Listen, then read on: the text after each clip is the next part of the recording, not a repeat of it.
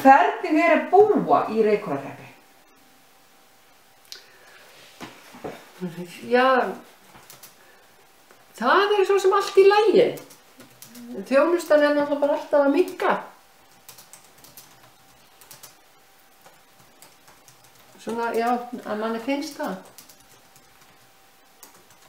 En félagslega?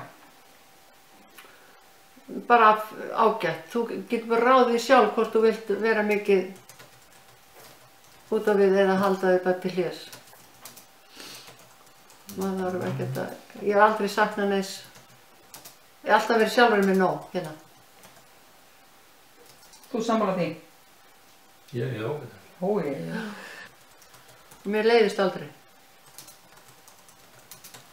En þó okkur aldrei leiðist í sjálfu sér.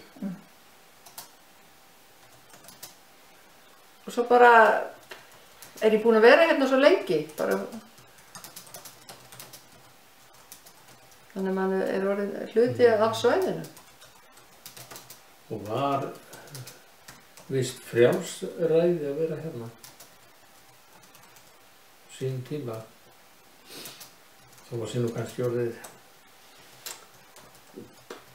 Mér náttúrulega, sko, eftir ég fór að vinna på grund, var það náttúrulega að vinna voðalega mikið og það náttúrulega heillaði mér rosalega mikið bara þetta sveita líf, sveita búskapur og mér var alltaf langað til að eiga bara jörð og vera bara bóndi. Ekki einhver helvítis hobbybóndi. En... Kom það aldrei til greina að hérna búa annars staðar? Meira fyrir sunnan eða... Nei, það hefur aldrei verið rætt einu sinni. Ég var bara fluttingu vestur á þess að ég vildi eða ekki og hingað ég og... Segji það. Hér skaltu vera. Nei, það kom aldrei til tals eða neitt. En eftir að börnin öll farin? Jó, ég sakna þeirra og oft velti fyrir mér að flytja með nærðin þegar maður fyrir svona... Það verður nú jafnvel fljótlega. Nú? Já.